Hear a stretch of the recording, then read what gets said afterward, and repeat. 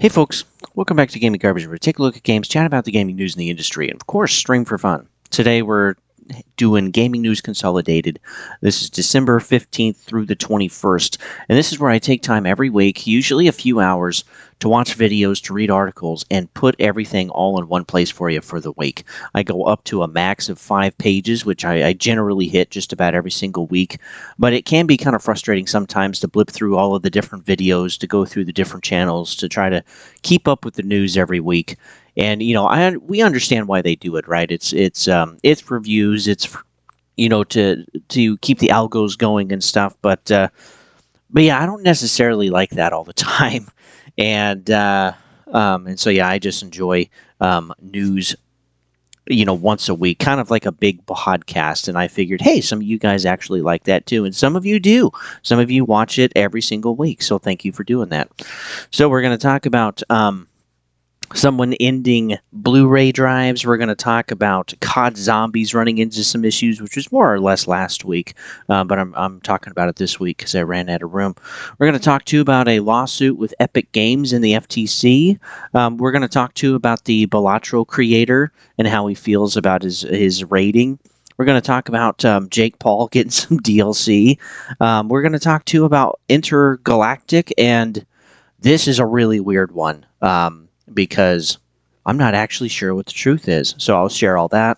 And we had a PlayStation Pro Tech seminar with Cerny. We also had an interview with Cerny with Digital Foundry, and Oliver did the interview. And yeah, both of these are interesting. Yeah, and then there's a bunch more. Oh my word. So yeah, hey, let's go ahead and get into it. Like, sub, all that jazz, and let's get started. Okay, LG is officially announcing that it's stopping production on its Blu-ray players. This isn't just a particular type, it's literally all of them.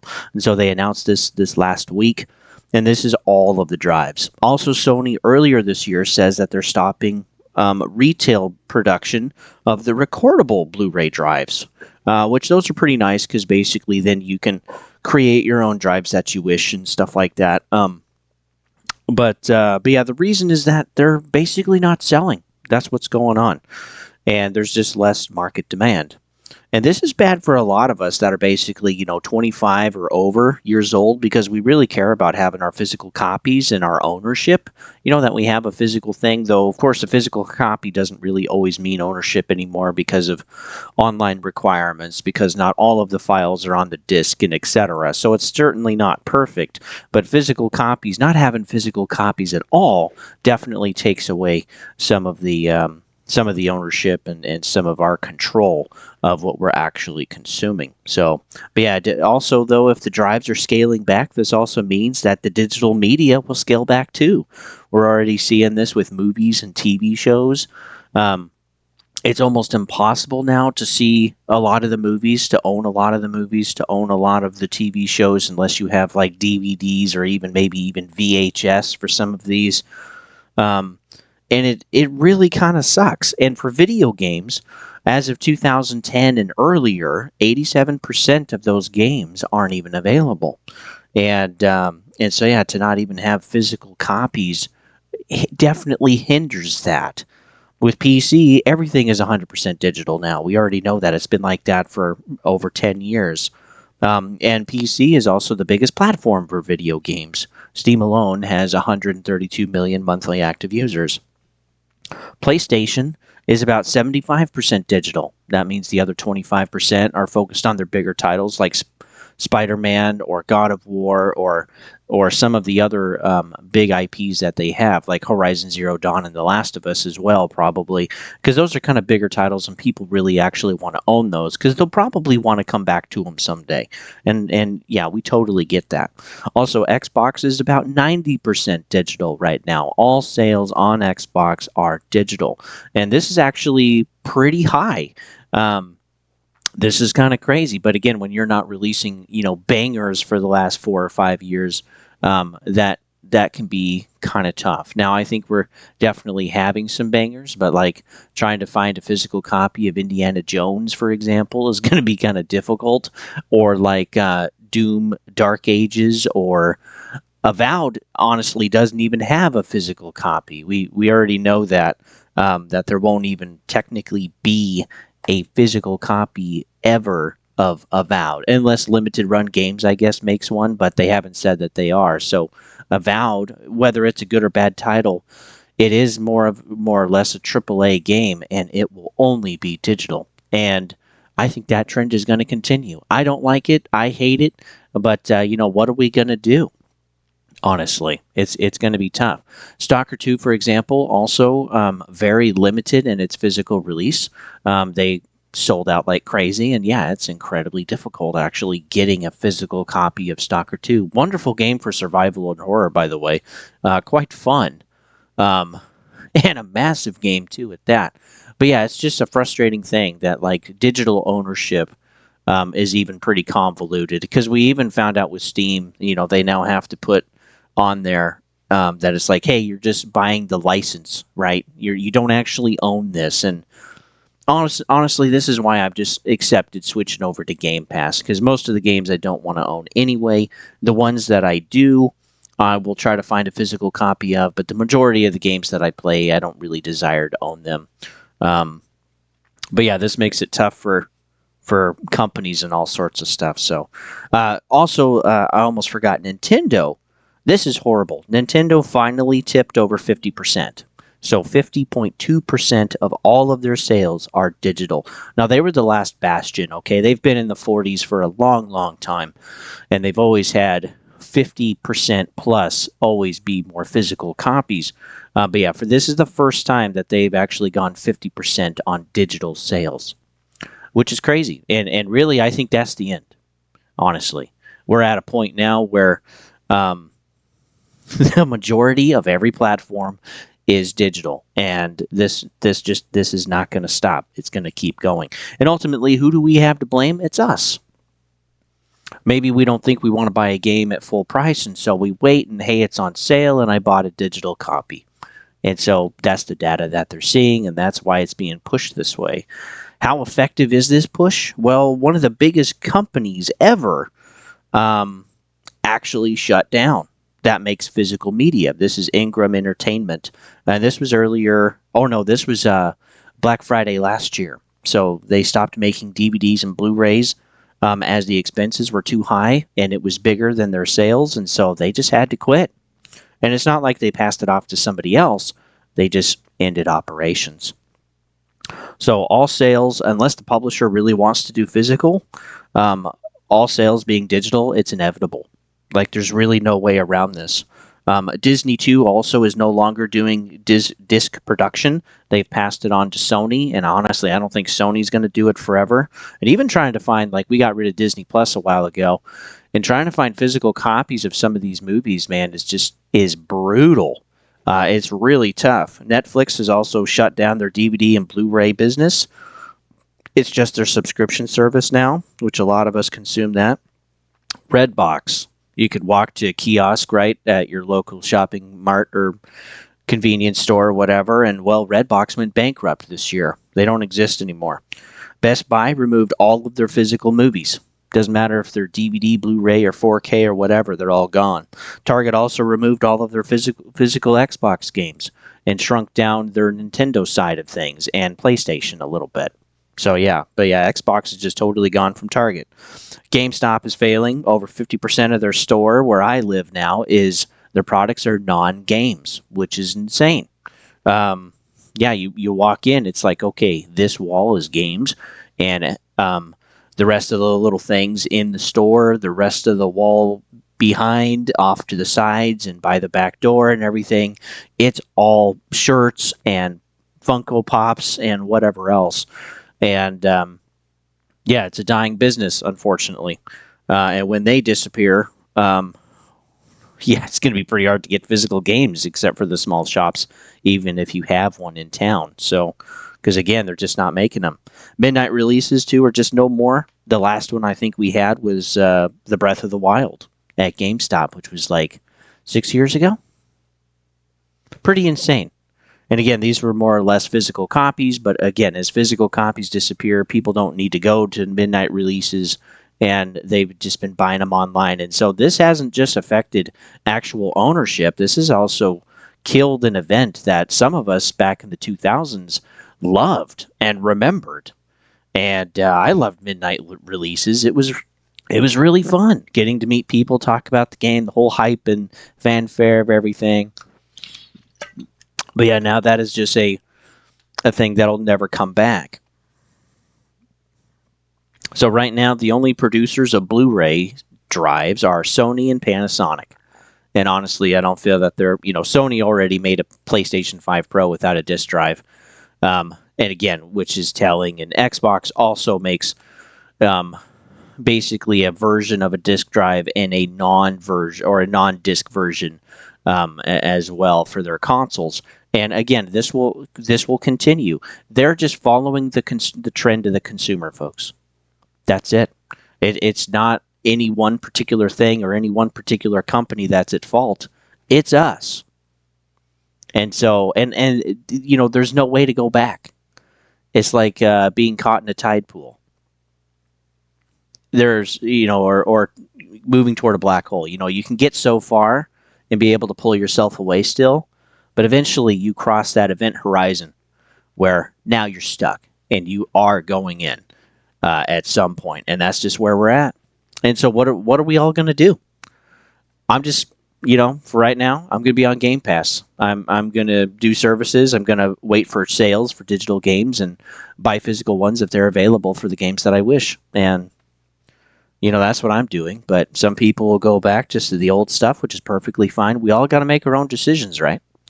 And that's going to be tough. I think, too, the older generations, they're not going to buy consoles as much anymore. Or they're just going to completely accept it and go all digital and blip over to PC.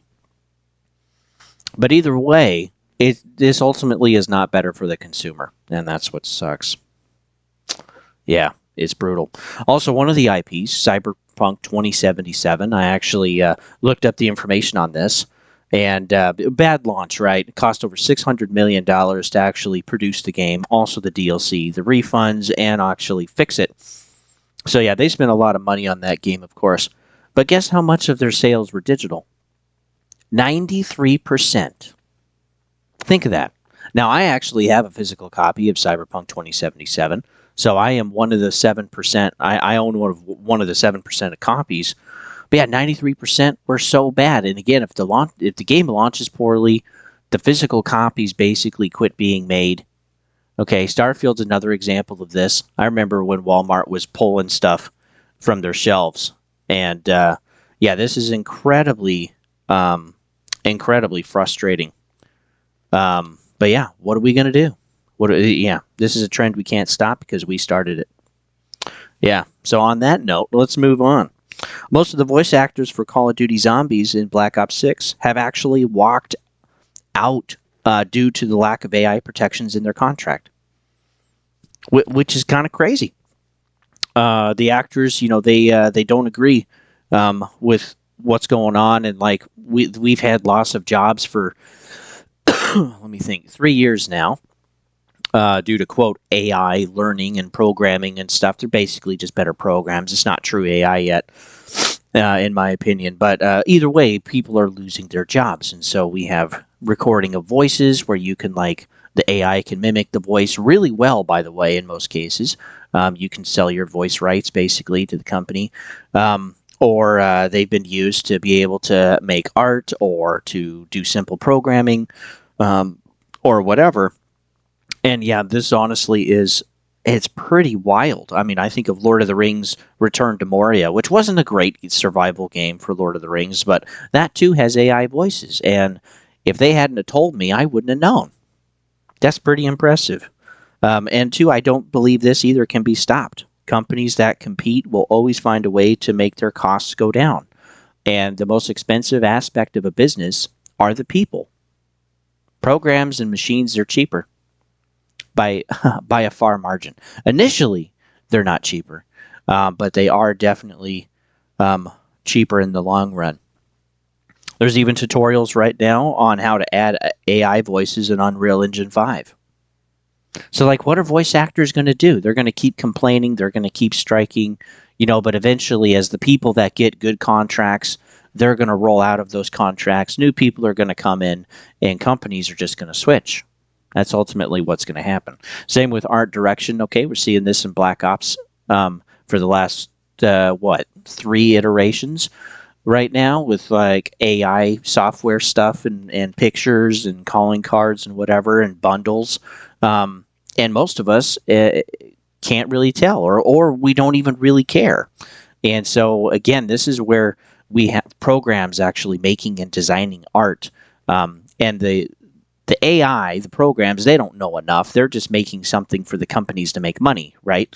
But humans, people, we actually work on making things as art for the betterment of the player. And that's why this is a big deal, is because when it completely basically shifts over to programs running the show and making everything, um, it's going to be frustrating. We're going to be able to see it. And full blown AI production is a ways off, but I do think eventually it'll get there, probably in my lifetime, which is wild. Let's continue. Epic Games has a class action lawsuit from the FTC. $72 million will be refunded to players. This will be an average about $114. The lawsuit is because of dark patterns to basically help players make mistakes buying microtransactions or spending their currency on accident. And so we also got to see this in Diablo 4 with their dark patterns. And so check your email with your account, whatever your email account is, to see if you're actually eligible. Because if you actually get that, then yeah, you got to start the process and you are eligible for something. And so that's already been predetermined based off of what your account is. And so yeah, it's free money. Why not? It's free money. Go for it. Let's talk about Balatro. The creator is frustrated with Peggy because they have now rated his game 18, which is just for adults. And he knows that he knows of quite a few games for kids of basically 3 and up that have gambling mechanics, while his just had similarities to poker. And so he's quite frustrated. And yeah, I would agree. There's definitely some issues there. Because yeah, loot boxes and the gambling mechanics are like in Football Club 2024. There's a lot of loot box mechanics all over the place, whether it's PC, console, or mobile. They're especially mobile, man. They're really flipping bad. And to a lot of like South Korean games like First Descendant, it's it's brutal. Honestly, it's pretty insane. And so, yeah, he feels like this is definitely an injustice against him because the Peggy board has members that have investments in games um, that have these gambling mechanics. And so, yeah, they're invested in this type of stuff. And there's only so much money out there. That's why we've been having layoffs. But the idea is that these board of investors, basically, that are making these ratings at Peggy and likely at ESRB as well in the United States, is that they're rating their games lower so that kids can have access to them. And then in turn, Balatro is having an 18 plus for adults only as a rating. When he doesn't actually have gambling mechanics in there, it's just based off of, his game is inspired by a gambling game. But yeah, this is very convoluted. And while I still don't agree necessarily, that players and reviewers have been saying that Balatro is a very addictive game, and that it is based off of poker. I personally wouldn't let my kids play it until a certain point, of course, until I think they could handle that or whatever, because we don't want anyone to be addicted unnecessarily, right, to things, because addictions will destroy your life, but some are saying like this can be a gateway to other gambling games, and maybe or maybe not. Like, we don't really know, and until I actually get my hands on it, we'll have to see. But we do know Balatro next year, I think sometime around March, is going to be having a free-to-play model. And so I'll probably try it then when it actually comes out. But still, Balatro was nominated for Game of the Year. It was still very successful. It's already made way more money than what he thought. But now, too, he's also in the spotlight, and so there are more eyes looking at his game, and this is kind of what comes with the turf when you become popular. Is that there's going to be some decisions that are made that you're not going to like or enjoy, and yeah, that's tough. And to base a game off of a gambling game, Well, that's kind of expected, right? But then again, I totally agree as well that it's like there's definitely some unfairness here because there's plenty of other games that have gambling mechanics in them that are actual gambling with real money, um, but they're geared toward kids and they're not focused toward it's not being fair. And honestly, that needs to change. What I personally think should happen is that we should have a layout of what's clearly defined for gambling. So whether it's based off of a gambling game, whether it looks like a gambling game, and what mechanics actually work toward that type of stuff. It's like, okay, what, excuse me, it's like, what actually is all of that? Let's clearly define it so that we don't have any injustices like this. Because while I personally wouldn't let my kids play this at this point, um, and I certainly think some recovering addicts from gambling and poker shouldn't be playing this because it'll trigger stuff for them, and hey, they can get right back into the habit.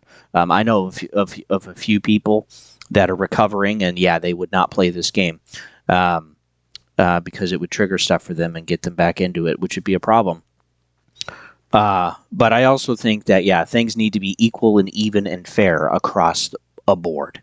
And so, like for me personally, if one thing's going to be 18, everything should be 18, right? Okay, I think of like the GTA Online Casino.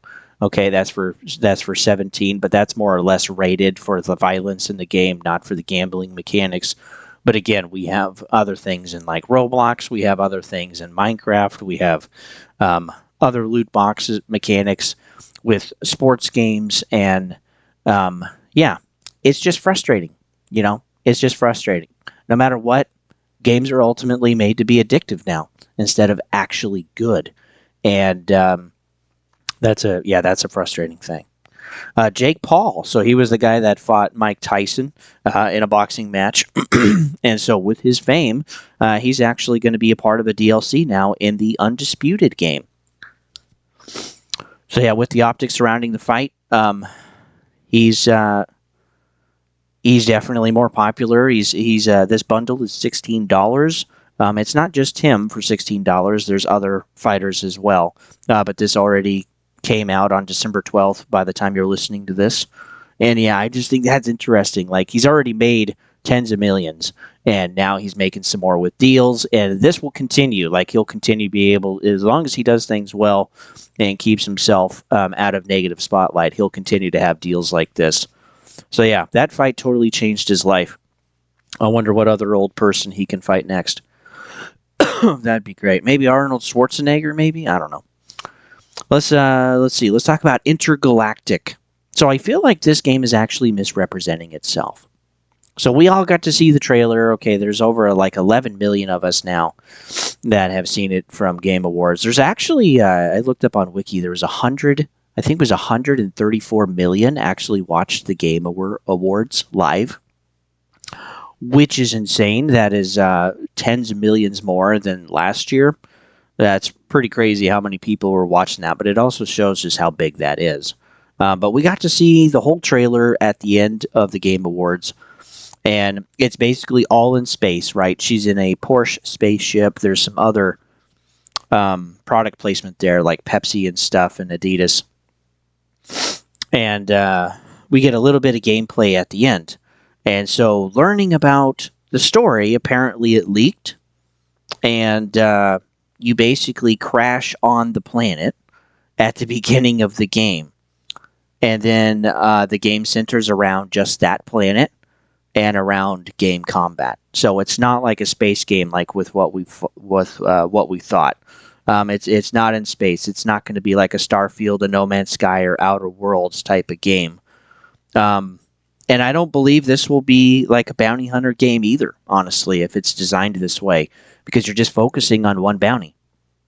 Like that's the entire story. I also think too that this game would actually be pretty short. Excuse me. Yeah, I honestly think the game too would actually be pretty short because again, it's just one area, it's just one bounty that you're focused on. This is not like a type of open world experience like we thought, and that's pretty frustrating.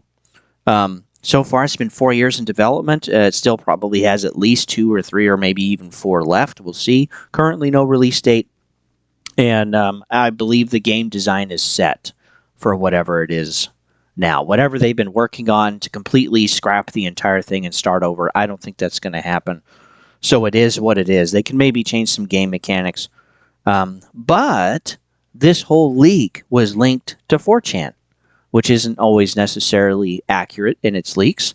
From an, quote, angry employee from Insomniac leaking the plot, and apparently also leaked the plot to Jason Schreier. Though Jason Schreier, the plot has not been leaked for the game. He hasn't gotten anything like that. That is false. And so then this kind of calls into question. It's like, okay, Jason Schreier apparently got this plot. He's saying no, that he didn't. This is linked to 4chan. And it's like, okay, can we actually trust the leak then? So which is it? Is that the game crashing on the planet and being stuck there? Or is it like the kind of open world space bounty hunter game like we're hoping for? I don't know. We'll have to see. Because there's different channels talking about different stuff. And believe me, like, I don't have an opinion on this, at least for the gameplay aspect. But yeah, this is kind of weird. You know, the plot's been leaked. This is what it is. It's from an employee at Insomniac. But is that happening just because maybe they think it's woke or they don't like what's going on within the company or maybe something else? Maybe they found out they're going to be fired or something. I don't know. But there's not enough confirmation here to actually be for sure that that's what Intergalactic is going to be. And more or less, I'd want to know what the gameplay is. But again, we won't really see that until they actually talk about it, until it's actually released and people get their hands on it. This is going to be PlayStation only, so this is going to be an exclusive. So I'm not going to be getting my hands on it. I don't have a PlayStation. But yeah, I am curious about this. I am pretty curious about this because I think this is going to be pretty wild. There's a lot of other stuff already surrounding this game too, but like that's not helping the case. And regardless of how I feel about a game, I want things to be accurate. That's why I do gaming news. That's why I talk about stuff in the gaming industry for you guys, is that ultimately we should make decisions based off of the truth, not based off of our feelings or emotions. And for right now, this is really hard to actually dig up. If I do find something, I will be bringing it to you guys. But yeah, this is honestly kind of wild. Moving on. So Nintendo's eShop has a issue with shovelware to the point where the developer of Unpacking publicly has now complained after a few weeks that other devs are basically faking their game and their brand. And so there's another game that's made the Unpacking Deluxe Edition. So it pulls up in the search bar right next to their game, and it's like, that's not us. People could be buying the deluxe edition of the game for a few more bucks, thinking they're actually getting our game when they're getting something worse, and that is fraud. So with the complaining, Nintendo has finally taken this down and has rectified this. But yeah, but too, this is just kind of crazy because yeah, shovelware is not just an issue on Nintendo, of course. It's everywhere and it's getting worse. And definitely, like, looking at games that are coming, I see really close copies to other games. And again, you see a lot of these around the holidays, like with Thanksgiving and Christmas, because, you know, parents are buying games, grandparents are maybe buying games. People that don't really keep up with the industry like we do or know what we're buying or have played these games, they're just, you know, buying stuff that's close. And so, yeah, that's an opportunity for shovelware to make some money, and I'm sure they do to a degree. But honestly, that's horrible. There needs to be something set in motion so that games can't try to copy others. And we already have some of those protections in place, but again, the shovelware sometimes can be so bad. It can be frustrating. And yeah, it's a problem for the eShop on Nintendo because it takes a long time to search. There's a lot of stuff to go through. There's literal copies and and some frauds of some other games, and I'm sure that also happens on Xbox and PlayStation as well. And we know again what we're shopping for, but yeah, there's definitely a difference between competition for a type of game or a genre or whatever versus just a direct copy and trying to cheat people out of their money or be dishonest about what you're selling. So Yeah, that's a problem. That's pretty insane. So PlayStation also had a Pro Tech review seminar with Cerny, and this is how they should have done it from the beginning, in my opinion. This would have cleared up a ton of stuff. This actually would have gotten more people excited, and then they also should have showed, of course, the side-by-side comparisons, which doesn't fix the graphics, but this is really just the technical side. Um, excuse me, sharing about the issues that PlayStation had, the last 4 years of development, pushing out the Pro, the enhancements that they've done, the changes that they've done for the hardware and software side, how things are processed in the console itself. Very, very interesting. A lot of it I didn't understand myself. Um, but ultimately, what I did get out of this 31-minute seminar is basically two things. It shows what players are.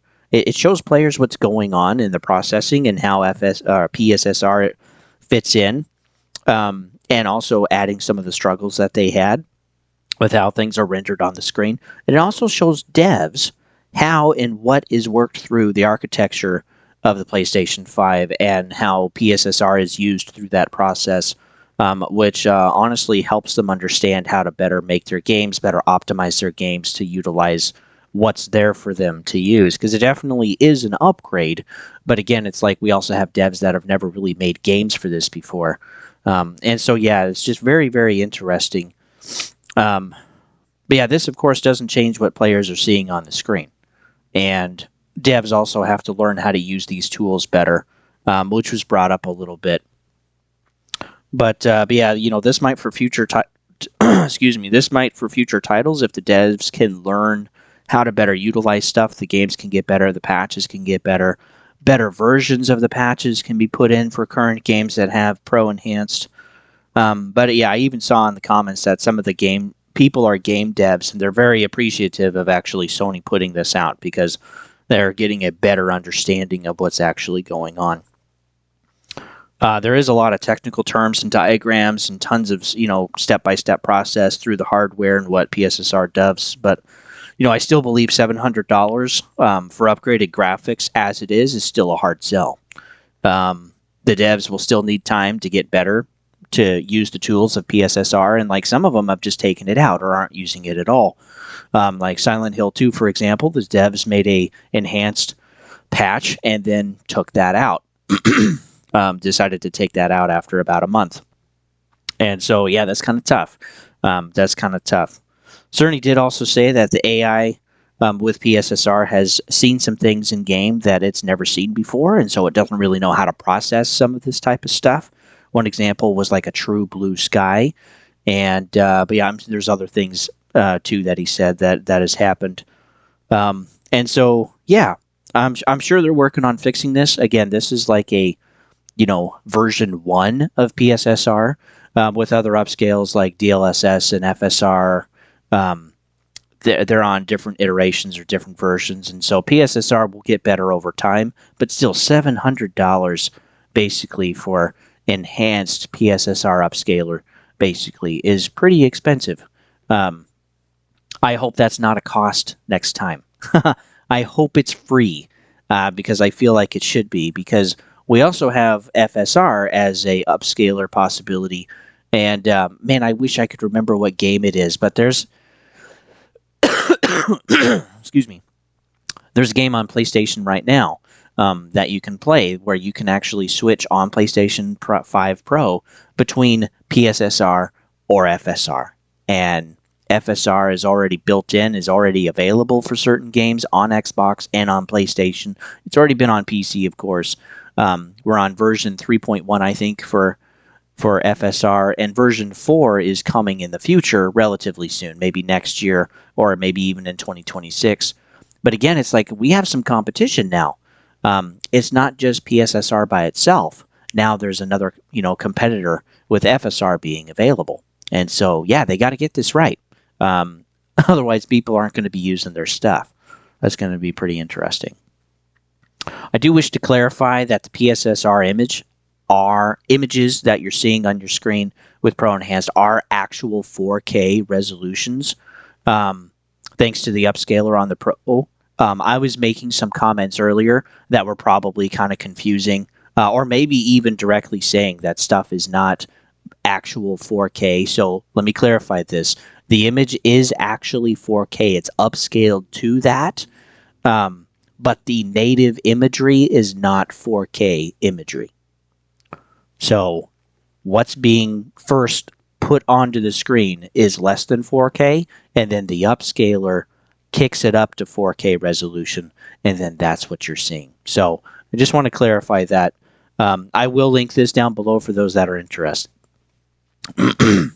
Also, we had a Sony did an interview with Oliver's Digital Foundry. I'm so glad Digital Foundry exists and has been blowing up lately because, yeah, they do wonderful work and have really brought a lot of light to what PSSR is and how it's working with these games. But we got to hear basically what the focus is for the future.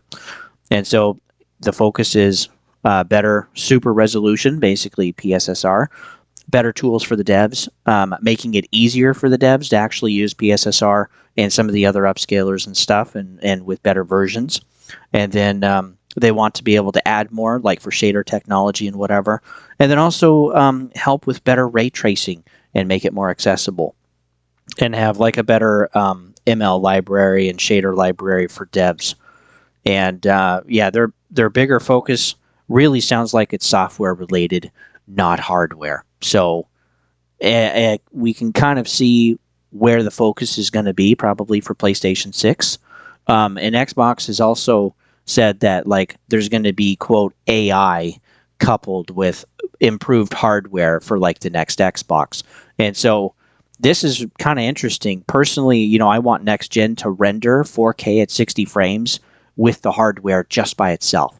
But again, I'm not sure if that's actually affordable for the consumer. Like how much money would they actually lose or whatever? Like maybe the PlayStation Pro was $600 a unit and they're selling it for $7. So yeah, they're actually trying to make some money there. But yeah, I do think it's very interesting. But like we've had 4K since the Xbox One X. That was quite a while ago. And two, usually native runs better. Part of the issue with this upscaler thing is that you get artifacts or you get like ghosting on the screen or things don't quite render correctly like they should.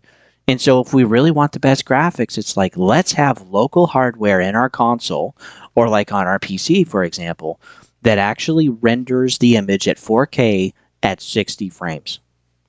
I would love to actually see that. Maybe have a premium version of the console with the console makers that does that, and then that's definitely more expensive, and then have a lesser version that uses upscaler, right? That's cheaper. I would be okay with that. I would actually want to save and buy the native hardware version to run 4K at 60 frames. I would actually want to pay for that. But yeah, native and local hardware always does better than software does, or streamed like in Xbox's case. So yeah, this is just interesting. There's also a link down below for that interview. Let's move on. Helldivers 2 made a bit of a resurgence with their update. They're back up to 148,000 players on SteamDB. They basically added another faction and a vehicle. Think of the Halo Warthog, right? You got someone driving, you got a gunner in the back, and you got a shotgunner on the side. It honestly looks like a blast. I've actually had a friend be like, hey, we gonna play? We gonna play some Helldivers? It's like, well, dude, we gotta schedule it on the calendar, brother. Otherwise, it's not really gonna happen. But yeah, we're looking at basically a 34 to 35,000 player peak before the update, and then yeah, now it's basically almost at around 150K. So we'll see how long it lasts. But yeah, I'm happy for the resurgence for them. They're probably definitely going to make some money off of this. PlayStation Time Tracker also showed that Helldivers 2 moved up 9 places to now number 16 in the last 7-day chart. So yeah, there's more people coming back on PlayStation as well. Best Buy, we've talked about this a little bit, has done their 12 days of gaming, and it's basically been pretty garbage. That's why I haven't really been posting it that much, because it's stuff that's not selling. Let me explain. So they're got a deal on their steering wheel, right, for sports games where you drive, haptic feedback vests, the mobile backbone, the MetaQuest 3, wired controllers, that are like, pro wired controllers, Lenovo Legion handheld. It's like most of us aren't going to buy any of that. And the majority of this stuff so far, we got 2 days left. is actually, let's see what today is. Because, yeah, I just saved the web page.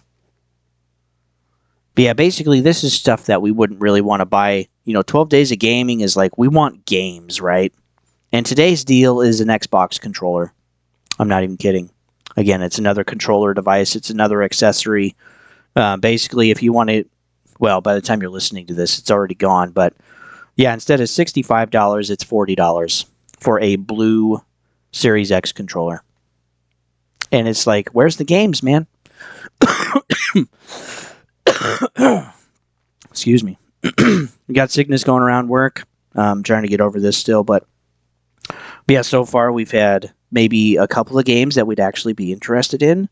2 games are sports games, and then the rest have been accessories. It kind of sucks. So there's basically one more day of gaming tomorrow, or today actually, when you're listening to this. But again, I'm just expecting it to be another accessory. What a disappointment. It was kind of a cool idea, but again, if it's not going to be full of games, who really cares? So folks called it with Black Ops 6. Honestly, it's dropping fast. You're actually watching the campaign right now.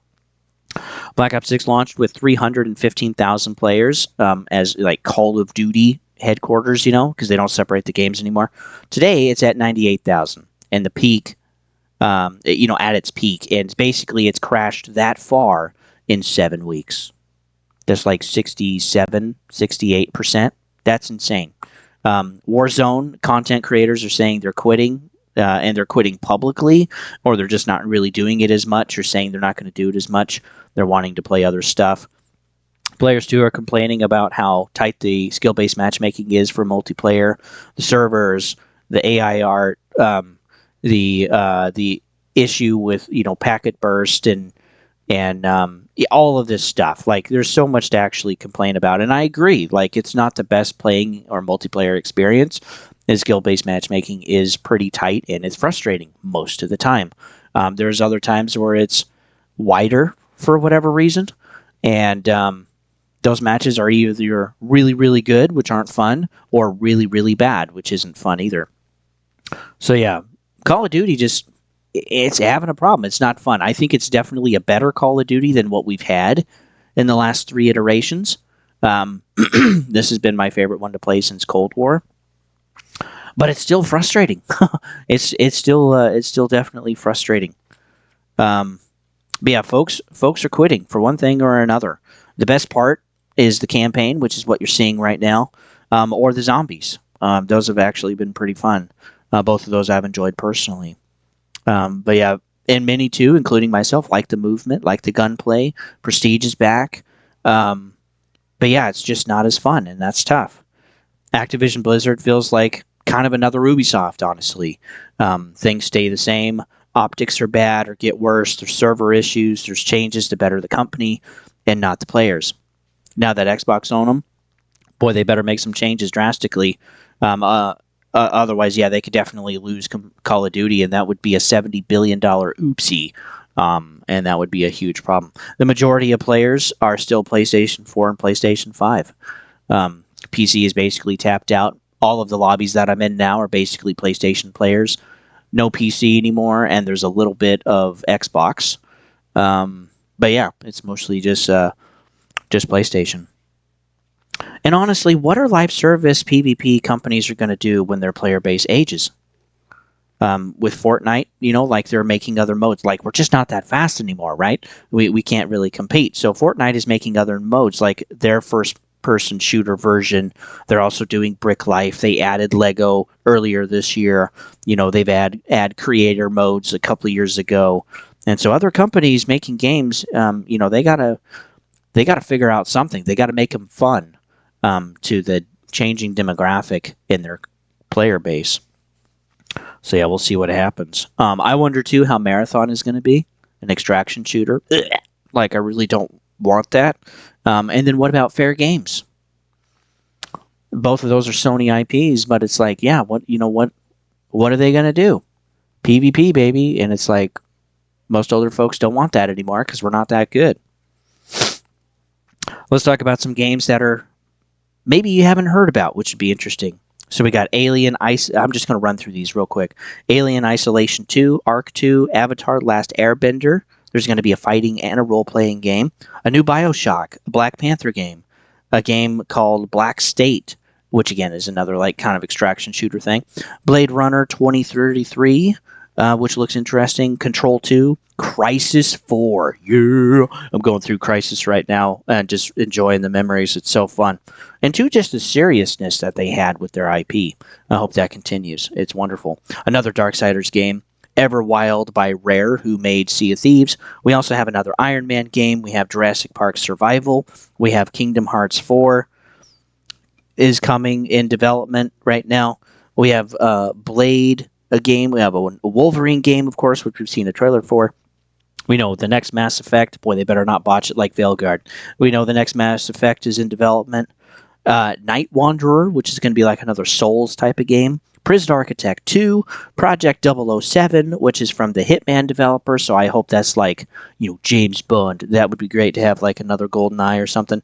And then another Rayman game.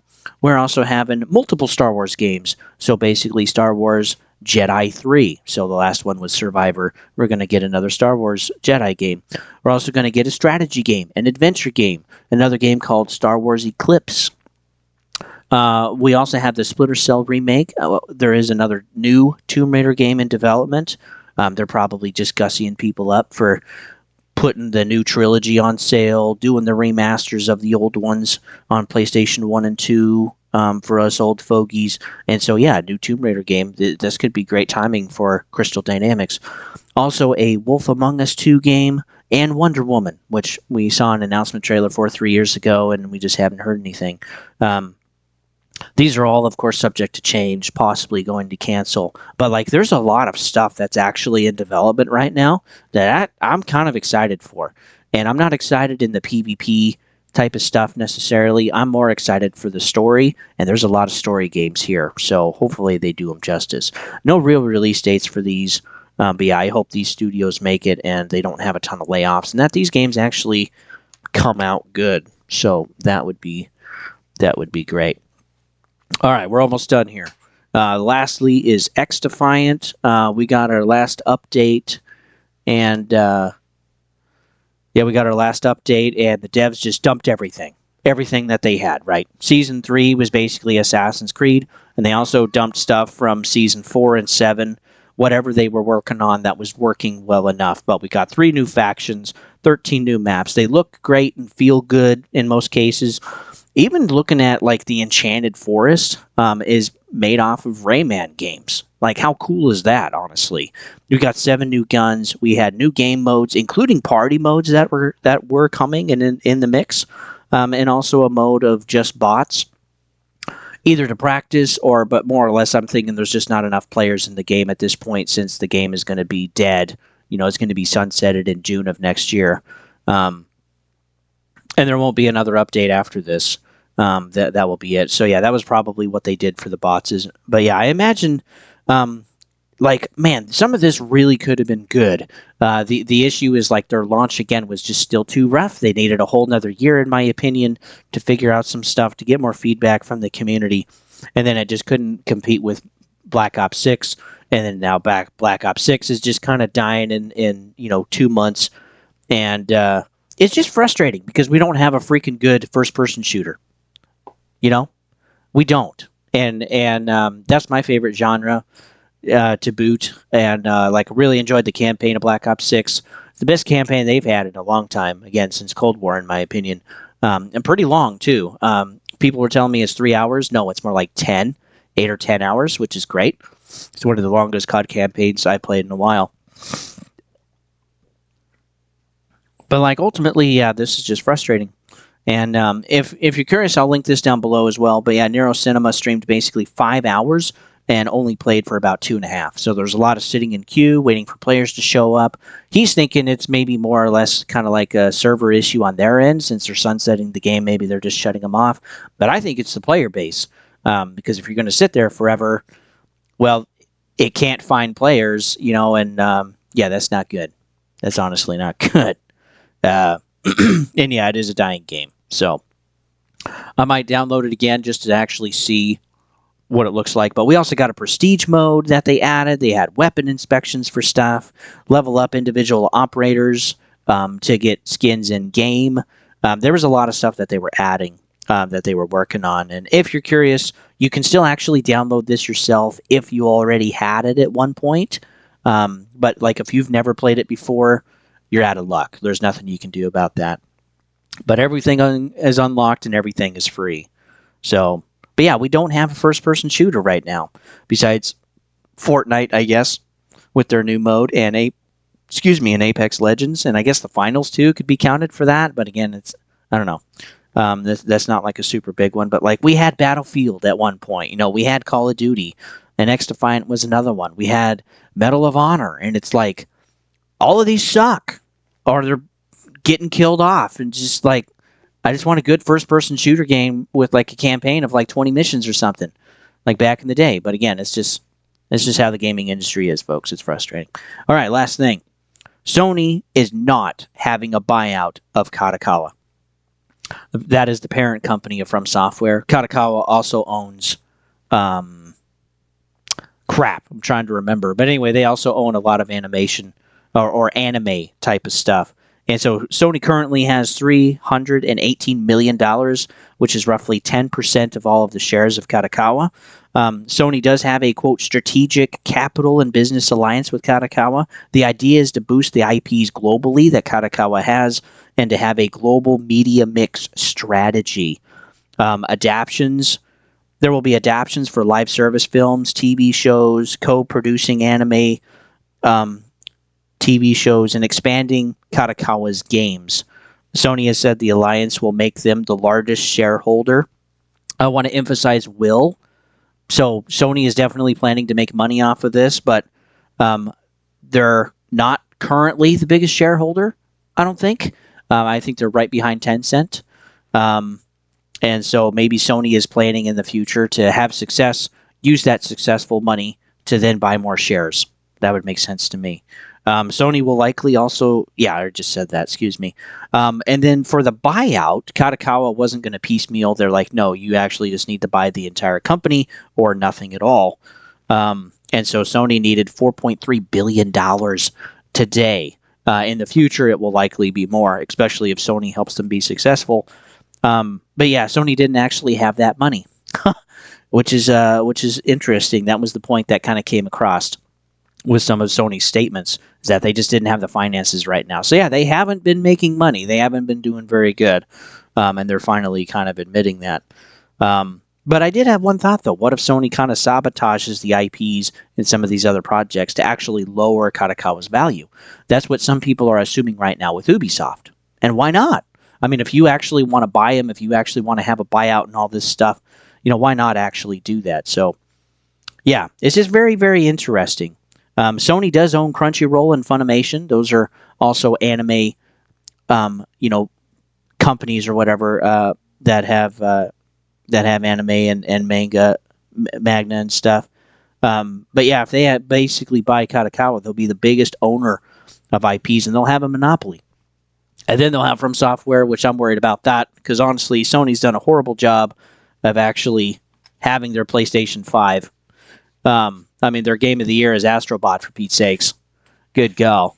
And then they haven't won game of the year since PlayStation 5 has been out, basically, except for, I think, The Last of Us Part 2, which, well, maybe that was actually last gen as well. But anyway, what a mess. Well, thanks for tuning in, folks. I got to hurry up and get off. I got to get to work. I'm almost done with my 80 hours. Dude, I'm so stoked to actually get to my weekend. And with that, folks, you can like, sub, all that jazz, and we'll see you guys on the next one.